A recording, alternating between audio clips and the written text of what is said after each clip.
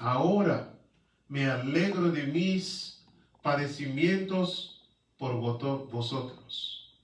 La alegría deriva del descubrimiento del sentido del sufrimiento.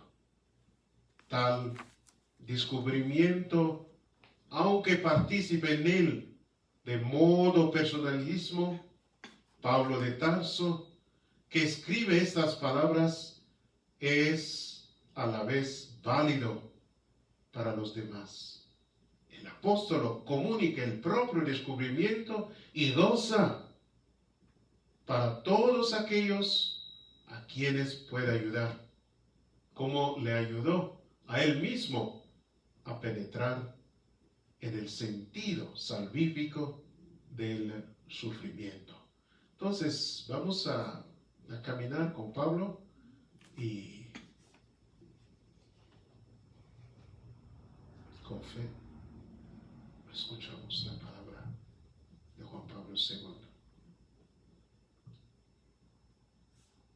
En su dimensión objetiva, como hecho personal encerrado en el correcto, irrepetible interior del hombre, el sufrimiento parece casi inefable e intransferible. Quizá al mismo tiempo ninguna otra cosa exige en su realidad objetiva ser tratada, meditada, concebida en la forma de un explícito problema, y exige que en torno a él hagan preguntas de fondo y se busquen respuestas. Como se ve, no se trata aquí solamente de dar una descripción del sufrimiento. Hay otros criterios que van más allá de la esfera de la descripción y que hemos de tener en cuenta cuando queremos penetrar en el mundo del sufrimiento humano. Puede ser que la medicina, en cuanto ciencia a la vez arte de curar, descubra en el vasto terreno del sufrimiento del hombre el sector más conocido, el identificado con mayor precisión y relativamente más compensado por los métodos de reaccionar, es decir, de la terapéutica. Sin embargo, este es solo un sector. El terreno del sufrimiento humano es mucho más vasto, mucho más variado y pluridimensional. El hombre sufre de modos diversos, no siempre considerados por la medicina, ni siquiera en sus más avanzadas ramificaciones. El sufrimiento es algo todavía más amplio que la enfermedad y más complejo a la vez aún más. Profundamente enraizado en la humanidad misma. Una cierta idea de este problema nos viene de la distinción entre sufrimiento físico y sufrimiento moral. Esta distinción toma como fundamento la doble dimensión del ser humano e indica el elemento corporal y espiritual como el inmediato o directo sujeto del sufrimiento. Aunque se puedan usar muchos como sinónimos hasta un cierto punto, las palabras sufrimiento y dolor, el sufrimiento físico se da cuando de cualquier manera duele el cuerpo, mientras el sufrimiento moral es dolor del alma. Se trata en efecto del dolor de tipo espiritual y no solo de la dimensión psíquica, del dolor que acompaña tanto el sufrimiento moral como el físico. La extensión y la multiformidad del sufrimiento moral no son ciertamente menores que las del físico, pero a la vez aquel que parece con menos identificado y menos alcanzable por la terapéutica. La Sagrada Escritura es un gran libro sobre el sufrimiento de los libros antiguos. Mencionaremos solo algunos ejemplos de situaciones que llevan el signo del sufrimiento ante todo moral, el peligro de muerte, la muerte de los propios hijos y especialmente la muerte del hijo primogénito y único. También la falta del prole, la nostalgia de la patria, la persecución y hostilidad del ambiente, el escarnio y la irrisión hacia quien sufre, la soledad y el abandono, y otros más, como el remordimiento de conciencia, la dificultad en comprender por qué los malos prosperan y los justos sufren, la infidelidad y ingratitud por parte de amigos y vecinos, las vesturas de la propia nación. El Antiguo Testamento tratado al hombre como un conjunto psicofísico, une con frecuencia los sufrimientos morales con el dolor de determinadas partes del organismo, de los huesos, de los riñones, del hígado, de las vísceras, del corazón. En efecto, no se puede negar que los sufrimientos morales tienen una parte física o somática y con frecuencia se reflejan en el estado general del organismo. Como se ve a través de los ejemplos deducidos en la Sagrada Escritura, encontramos un vasto elenco de situaciones dolorosas para el hombre por diversos motivos. En este elenco diversificado no agota ciertamente todo lo que sufre el sufrimiento, ha dicho ya y repite constantemente el libro de la historia del hombre. Este es más bien un libro no escrito, y más todavía el libro de la historia de la humanidad, leído a través de la historia de cada hombre. Se puede decir que el hombre sufre cuando experimenta cualquier mal. En el vocabulario del Antiguo Testamento, la relación entre sufrimiento y mal se pone en evidencia como identidad. Aquel vocabulario, en efecto, no poseía una palabra específica para indicar el sufrimiento.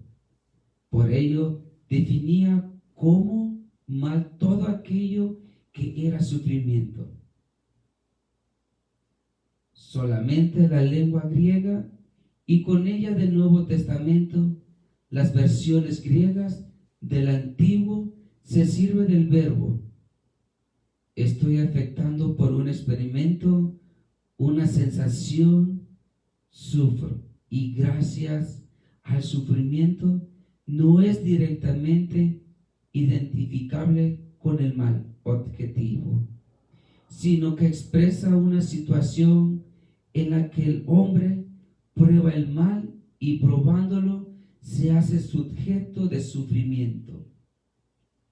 Este en verdad tiene a la vez carácter activo y pasivo. Incluso cuando el hombre se preocupa por sí mismo, su sufrimiento, cuando es el autor del mismo, ese sufrimiento queda como algo pasivo en su esencia metafísica. Sin embargo, esto no quiere decir que el sufrimiento, entendido psicológico, no esté marcado por una actividad específica.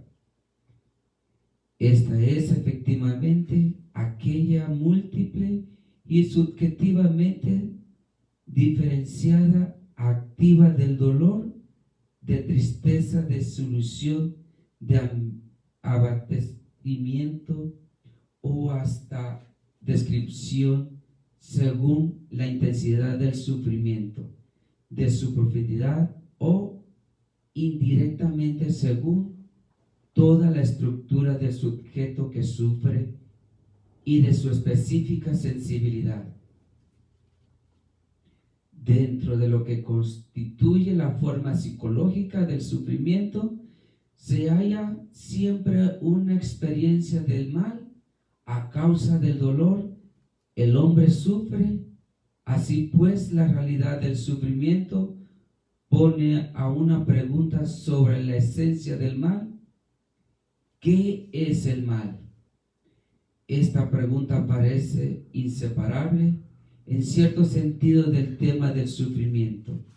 La respuesta cristiana a esa pregunta es distinta de la que dan algunas tradiciones culturales y religiosas que creen en la existencia.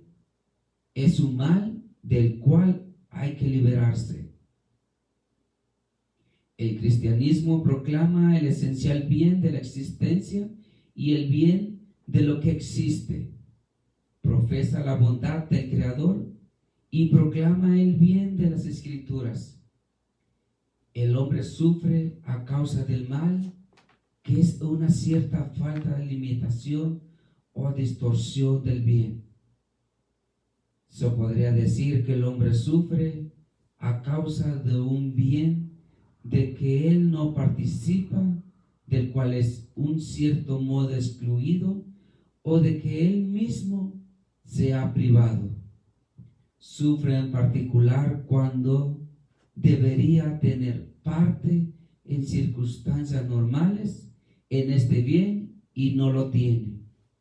Así pues, el concepto cristiano, la realidad del sufrimiento, se explica por medio del mal, que está siempre referido de algún modo a un bien. El sufrimiento humano constituye en sí mismo casi a un específico mundo que existe junto al hombre, que parece a él y pasa a veces, no pasa, pero se consolida y se profundiza en él.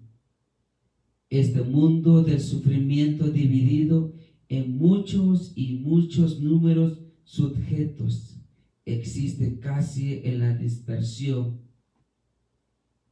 Cada hombre, mediante su sufrimiento personal, constituye no solo una pequeña parte de este mundo, sino que a la vez aquel mundo está en él como una identidad finita, irrepetible.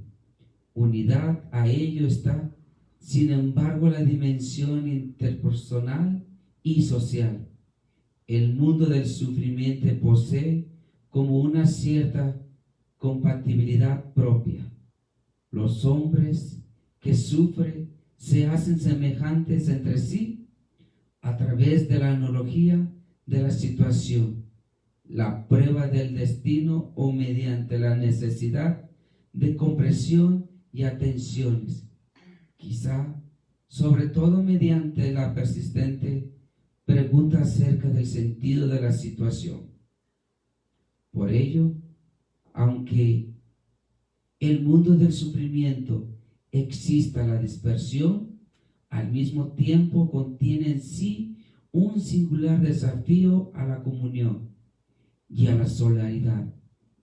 Trataremos de seguir también esa llamada en estas reflexiones.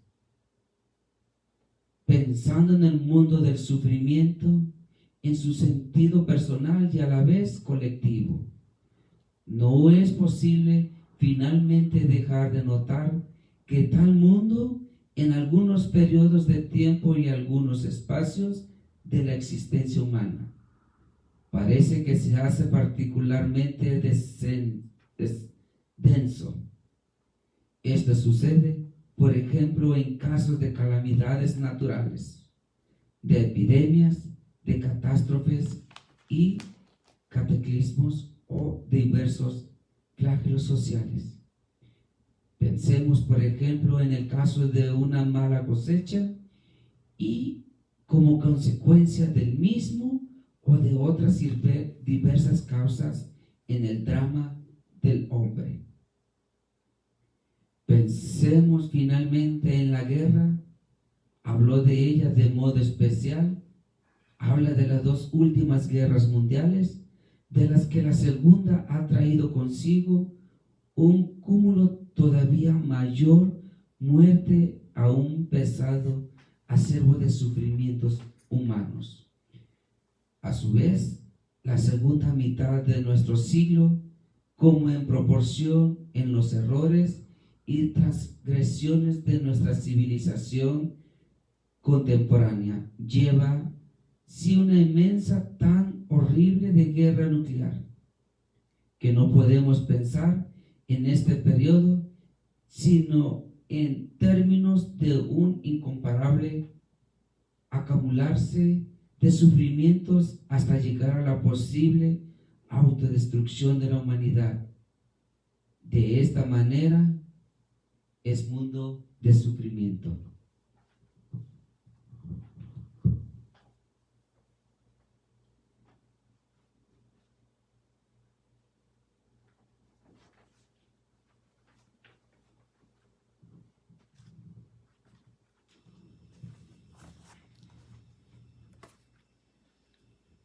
Que en definitiva tiene su sujeto en cada hombre, parece transformarse en nuestra época, quizás más que en cualquier otro momento.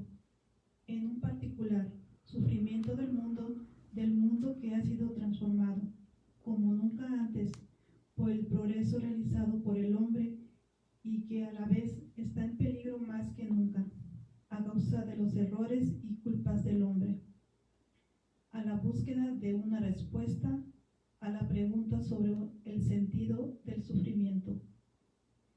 Dentro de cada sufrimiento experimentando por el hombre y también en lo profundo del mundo del sufrimiento, parece inevitable la pregunta, ¿por qué? Es una pregunta acerca de la causa, la razón, una pregunta acerca de la finalidad, ¿para qué? En definitiva, acerca del sentido. Esta no solo acompaña el sufrimiento humano, sino que parece terminar incluso el contenido humano. Eso por lo que el sufrimiento es apropiadamente sufrimiento humano. Obviamente el dolor, sobre todo el físico, está ampliamente difundido en el mundo de los animales, pero solamente el hombre, cuando sufre, sabe que sufre y se pregunta por qué, y sufre de manera humanamente aún más profunda, si no encuentra una respuesta satisfactoria.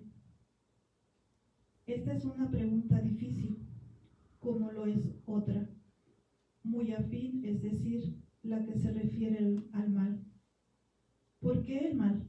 Porque el mal en el mundo, cuando ponemos la pregunta de esta manera, hacemos siempre, al menos en cierta medida, una pregunta también sobre el sufrimiento.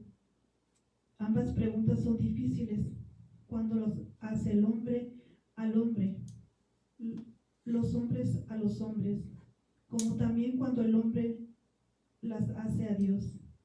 En efecto, el hombre no hace esta pregunta al mundo, aunque muchas veces el sufrimiento provenga de él, sino que la hace Dios como creador y Señor del mundo.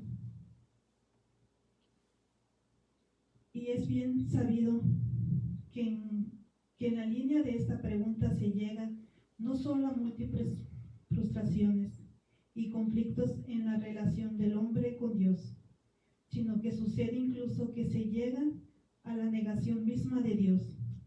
En efecto, si la existencia del mundo abre casi la mirada del alma humana a la existencia de Dios, a su sabiduría, poder, magnificencia, el mal y el sufrimiento parece buscar esta imagen, a veces de modo radical, tanto más en el drama diario de tantos sufrimientos sin culpa, de tantas culpas sin una adecuada pena. Por ello, esta circunstancia, tal vez más aún en cualquier otra, indica cuán importante es la pregunta sobre el sentido del sufrimiento y con qué agudeza es preciso tratar tanto la pregunta misma como las posibles respuestas a dar. El hombre puede dirigir tal pregunta a Dios con toda la conmoción de su corazón y una mente llena de asombro y de inquietud. Dios espera la pregunta y la escucha. Como podemos ver en la revelación del Antiguo Testamento, el libro de Job, la pregunta ha encontrado expresión más viva. Es conocida la historia de este hombre justo, que ninguna culpa propia es probado por los innumerables sufrimientos. Pierde sus bienes, los hijos e hijas y finalmente él mismo padece una grave enfermedad. En esta horrible situación se presenta en su casa 3 viejos amigos, los cuales, cada uno palabras distintas, tratan de convencerlo de que habiendo sido afectado por tantos territorios, por tantos y tan terribles sufrimientos, deben haber cometido alguna culpa grave. En efecto, el sufrimiento dice que se abate siempre sobre el hombre como la pena por el reto. Es mandado por Dios, que es absolutamente justo y encuentra la propia motivación en la justicia. Se dirige que los viejos amigos de Job quieren no solo convencerlo de la justificación moral del mal, sino que en cierto sentido tratan de defender el sentido moral del sufrimiento ante sí mismo.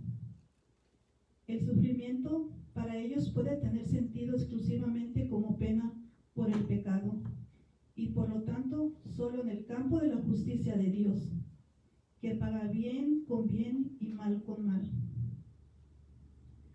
Supongo de referencia, en este caso, es la doctrina expresada en otros libros del Antiguo Testamento, que nos muestra el sufrimiento como pena infligida por Dios a causa del pecado de los hombres. El Dios de la revelación es legislador y juez, en una medida tal que ninguna autoridad temporal puede hacerlo. El Dios de la revelación, en efecto, es ante todo el Creador, de quien, junto con la existencia, proviene el bien esencial de la creación. Por tanto, también la violación consistente y libre de este bien por parte del hombre en no solo una transgresión de la ley, sino a la vez una ofensa al Creador, que es el primer legislador. Tal transgresión tiene carácter de pecado. Según el sentido exacto, es decir, bíblico y teológico de esta palabra, al mal moral del pecado corresponde el antiguo que garantiza el orden moral en el mismo sentido trascendente, en el que este orden es establecido por la voluntad del Creador y supremo legislador. De ahí deriva también una de las verdades fundamentales de la fe religiosa basada asimismo en la revelación, o sea que Dios es un juez justo, que premia el bien y castiga el mal.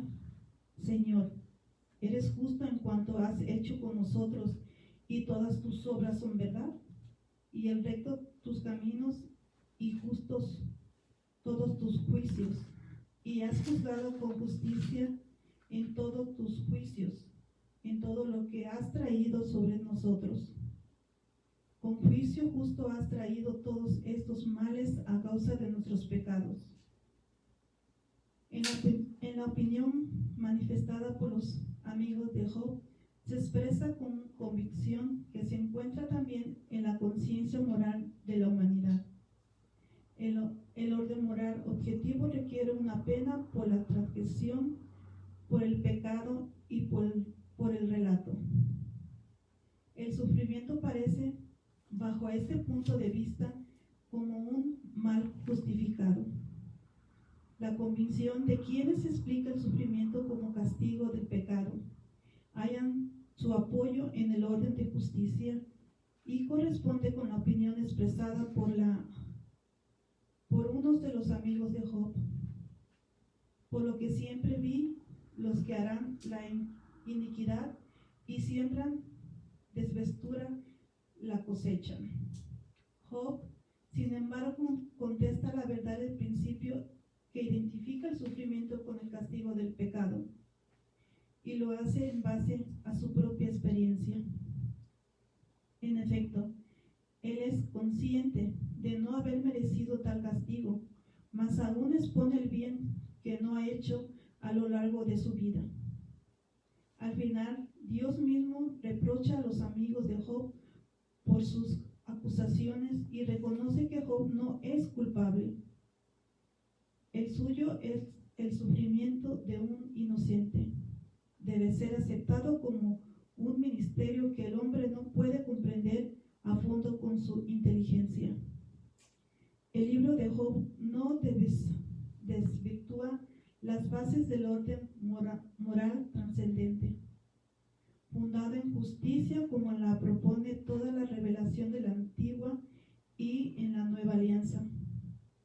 Pero a la vez, el libro demuestra con toda claridad que los principios de este orden no se puede aplicar de manera exclusiva y superficial. Si es verdad que el sufrimiento tiene un sentido como castigo cuando está unido a la culpa, no es verdad. Por el contrario, que todo sufrimiento sea consecuencia de la culpa que tenga carácter de castigo. La figura de justo Job es una prueba elocuente. En el Antiguo Testamento, la revelación, la palabra de Dios mismo pone con toda claridad el problema del sufrimiento del hombre inocente. El sufrimiento sin culpa. Job no ha sido castigado, no había razón para infligirle una pena, aunque haya sido sometido a una prueba durísima. En la introducción del libro aparece que Dios permitió esta prueba por provocación de Satanás. Esta, en efecto, puso en duda ante el Señor la justicia de Job. ¿Acaso teme Job a Dios en balde? ¿Has vencido el trabajo de sus manos y sus ganados se esparcen por el país?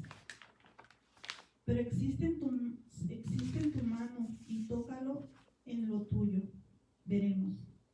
Si no te maldice en tu rostro, si el Señor consciente es probar a Job con el sufrimiento, lo hace para demostrar su justicia. El sufrimiento tiene carácter de prueba. El libro de Job no es la última palabra de la revelación sobre este tema.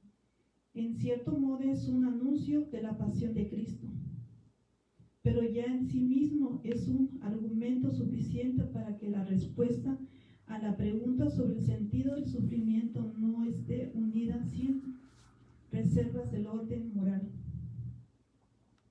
basado solo en la justicia. Si tal respuesta tiene una fundamental y trascendente razón y validez, a la vez se presenta no solo como una insatisfactoria en casos semejantes al del sufrimiento del justo Job, sino que más bien parece rebajar y empobrecer el concepto de justicia que encontramos en la revelación. El libro de Job pone de modo perspicaz el porqué del sufrimiento. Muestra también que este alcanza al inocente, pero no todavía la solución al problema. Ya en el Antiguo Testamento notamos una orientación que tiende a superar el concepto según el cual el sufrimiento tiene sentido únicamente como castigo por el pecado, en cuanto se subraya a la vez el valor educativo de la pena sufrimiento. Así pues, en los sufrimientos afligidos por Dios al pueblo elegido está presente una invitación de su misericordia, la cual corrige para llevar a la conversión. Los castigos no vienen para la destrucción, sino para corrección de nuestro pueblo. Así se afirma la dimensión personal de la pena.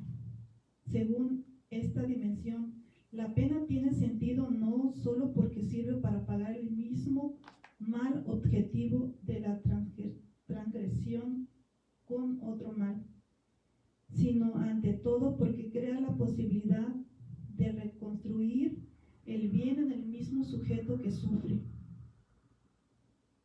Este es un aspecto importantísimo del sufrimiento.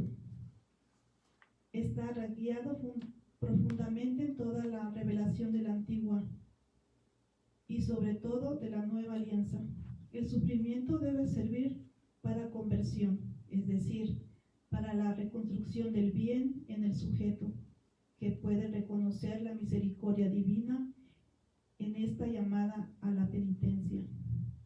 La penitencia tiene como finalidad superar el mal, que bajo diversas formas está latente en el hombre, y consolidar el bien tanto en un mismo como en una relación con los demás y sobre todo con Dios. Pero para poder recibir la verdadera respuesta al porqué del sufrimiento, tenemos que volver nuestra mirada a la revelación del amor divino, fuente última del sentido de todo lo existente. El amor es también la fuente más rica sobre el sentido del sufrimiento, que es siempre un ministerio. Somos conscientes que la insuficiencia e inadecuación de nuestras explicaciones, Cristo nos hace entrar en el ministerio y nos hace descubrir el porqué del sufrimiento, en cuanto somos capaces de comprender la sublimidad del amor divino. Para hallar el sentido profundo del sufrimiento, siguiendo la palabra revelada de Dios, hay que abrirse ampliamente al sujeto humano en sus múltiples potencialidades. Sobre todo, hay que acoger la luz de la revelación, no solo en cuanto expresa el orden trascendente de la justicia.